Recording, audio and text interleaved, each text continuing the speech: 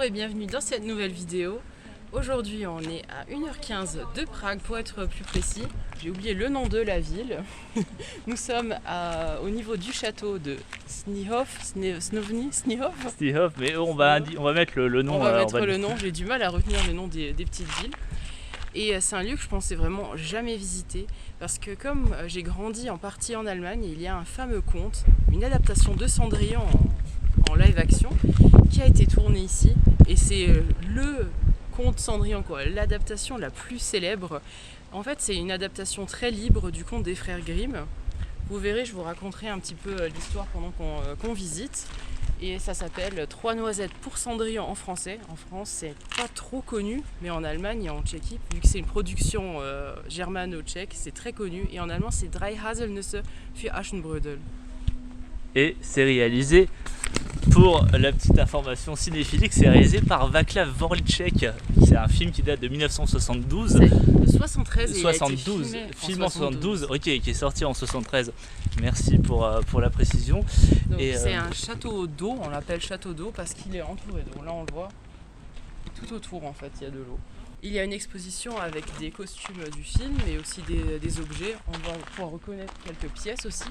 La cour un peu, mais pas totalement parce qu'ils ont ajouté des décors bien sûr. Et ce qui est intéressant, tout à l'heure on a vu une pancarte.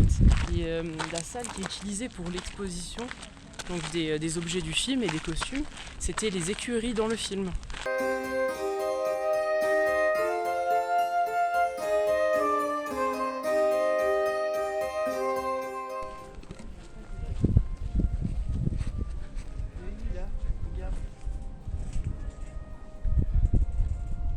Ah ok, le balcon n'existe pas en fait, je croyais qu'il existait dans le...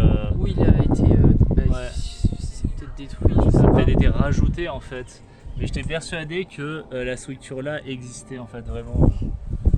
C'est ça. Et Donc, ça c'est l'entrée principale du coup qui est là. Non, pour préciser, pour ceux qui n'ont pas vu le film, donc là il y a Cendrillon, ici il y a la méchante belle-sœur et la marâtre, donc la belle-mère. Difficile de bien se situer dans l'espace, le film a quand même plus de 50 ans, il y a plein de choses quand même qui ont changé, dont la porte n'est plus la même en fait. Mais c'est vraiment cool qu'ils ont mis des éléments pour faire des photos. Ouais. C'est Oui, des vitres en fait et tu peux... des points de repère. Des points de repère voilà, pour faire la photo avec Cendrillon.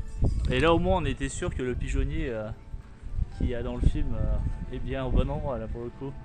Bon, on a pris du coup nos billets pour l'exposition Popelka. Et normalement on va voir la cuisine. Ouais, c'est non. quand même un lieu important parce que dans la cuisine, c'est là qu'elle nettoie tout le temps le fourneau. C'est pour ça qu'elle est tout le temps sale, qu'elle a des cendres sur elle. Oui, et c'est Cendrillon quoi. Oui, voilà, Cendrillon. Et puis c'est là-bas que, avant d'aller elle demande d'aller au bal et la belle-mère lui dit si t'as trié les lentilles et les pois séchés, tu pourras venir. Et elle jette tout par terre. Et c'est les oiseaux, c'est les pigeons, non? Les pigeons, non, c'est les oiseaux blancs, c'est des tourterelles. Des tourterelles ou pigeons, je sais plus. Et qui viennent l'aider en fait, qui font le tri à sa place. Et du coup, elle peut se rendre au bal. Et vous allez lui demander, mais comment elle va y aller? Elle a un cheval, ça c'est déjà bien, qui est dans les écuries, là où il y aura l'exposition qu'on va voir. Et comment elle va s'habiller? Eh bien, on en revient aux fameuses noisettes. Bien parce qu'à l'intérieur des noisettes, il y a une tenue. Mais c'est surtout que comment elle va s'y rendre, sachant que le château dans la vraie vie est quand même situé à plusieurs centaines de kilomètres d'ici. Le château est à Dresde, c'est le Moritzburg, qui est... Je vais faire l'itinéraire depuis ici en voiture. C'est à 3h37, donc 288 km. Et elle était chaud patate pour rencontrer le prince.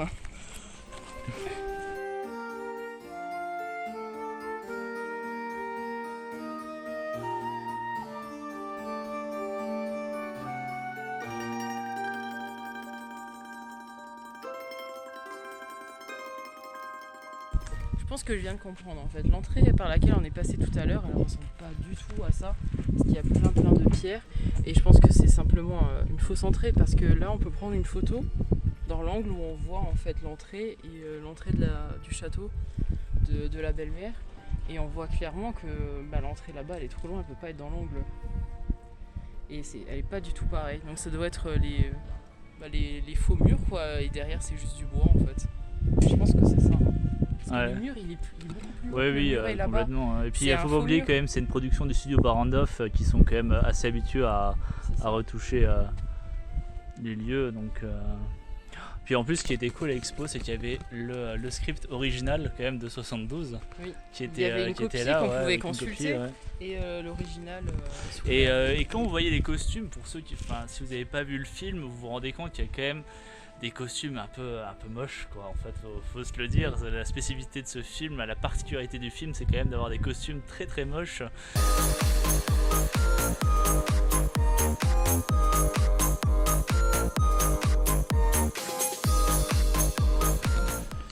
Alors, la ronde suit un parcours jaune qui devrait normalement nous guider vers d'autres points de lieu de tournage, parce que le tournage s'est déroulé ici dans ces environs. Dans le film, il y a des bois, il y a des champs, il y a une rivière, un cours d'eau, un lac, je crois, ou un étang plutôt, un étang. Là où elle lave le linge, au début c'est un cours d'eau.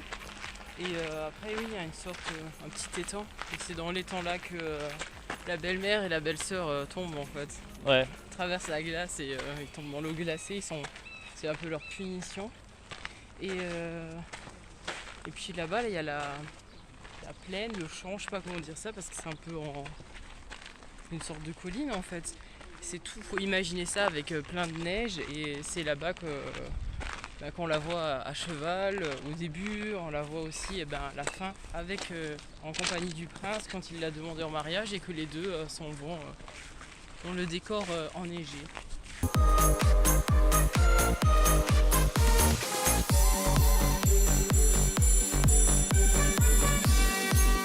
Bon il parlait d'un parcours pour voir d'autres lieux de tournage de Popelka, mais évidemment c'est mal indiqué. Hein, du coup on va aller chercher nous-mêmes. Heureusement qu'il y a un site internet tchèque qui répertorie quelques lieux.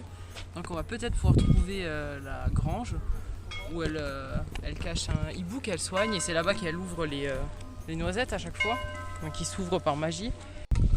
Mais avant ça, c'est l'heure de la glace, la traditionnelle glace. Il est 15h et entre 15h et 16h, 16h. Et à 16h, en République tchèque, on mange de la glace. Non, c'est vrai, c'est pas des conneries, il y a vraiment l'heure de la glace ici. Il y en a partout, il y a même des aires sur l'autoroute pour la glace.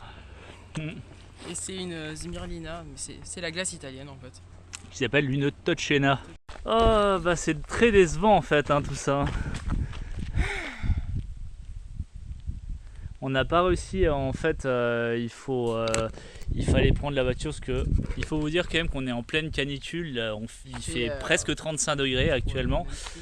Voilà, faire 1h30, du coup ça fait quoi, 1h, 2h aller-retour parce que c'est pas une boucle en fait, ça ferait faire 2 heures aller-retour. Dans tous les cas, on a pu voir le château dans lequel vit Cendrillon avec la cour, la petite exposition aussi qui était vraiment super sympa. Les décors aussi des alentours qu'on reconnaît aussi, qu'on voit dans le film. Il faut juste imaginer qu'il n'y a pas de feuilles sur les arbres et que tout est blanc. Et l'autre lieu important de pèlerinage, parce que c'est un vrai pèlerinage pour les gens de venir ici, parce qu'il y avait que des Tchèques quasi et des Allemands. J'ai entendu beaucoup d'Allemands parce que comme je disais, je l'ai découvert à la télé allemande. Ils passent tous les hivers, c'est le programme de Noël. Tous les dimanches de l'Avent, ils passent au moins 2-3 fois par jour. Et les jours de Noël, c'est en continu, c'est possible de le regarder à la limite 3 fois dans la même journée. Là, ça n'a jamais arrêté depuis la sortie du film, depuis ses premières diffusions à la télé.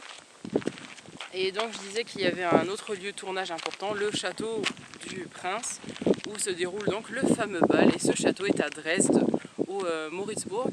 Et il est possible de visiter bien sûr ce château. On reconnaît bien l'extérieur quand elle arrive, quand elle perd sa pantoufle aussi. Et dans ce château, tous les ans, au mois de décembre, il y a une exposition sur Cendrillon, en fait, sur le film avec les costumes. Donc je pense que le château ici est fermé et qu'ils apportent les affaires. Après c'est possible qu'il y ait des costumes en double aussi, c'est aussi possible. Parce qu'on avait vu dans un centre commercial, même l'hiver dernier, à Tchernimos, il y avait une exposition sur Cendrillon, dans le centre commercial avec des costumes. Et ils sont aussi visibles au studio Varande Barandov, donc je pense qu'il doit y avoir 2-3 exemplaires de chaque robe. Mais ici, ce qui était vraiment cool, c'était de voir des photos aussi. On voyait des photos pendant le tournage en fait. Ça, c'était super intéressant de pouvoir voir ça. Comme vous avez pu l'entendre, il y avait beaucoup de vent et le micro de la GoPro n'était plus suffisant. C'est pour ça que je passe en voix off. J'espère que cette vidéo vous aura plu, vous aura donné envie peut-être de découvrir 3 noisettes pour Cendrillon. Ou dites-nous dans les commentaires si vous connaissiez déjà ce film. Et on vous dit à bientôt pour de nouveaux lieux de tournage.